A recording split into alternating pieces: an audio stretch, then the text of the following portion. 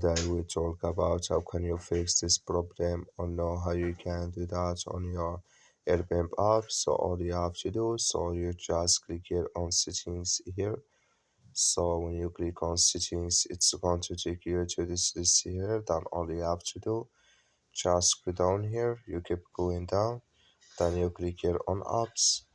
Come to apps here, and here you're looking for Airbnb app, or just so you click on it here, or you click here on search. So then you add here Airbnb, just click on it here. So then it's going to take you to this list. Just click here on first stop, then you click here on OK. So then you go down, just click here on storage. Come to storage list, just click here on clear cache. Then all you have to do, so you just restart your phone and start it again, then it's going to work with you. That's all you have to do. Thank you for watching. Don't forget to support us by liking and subscribe.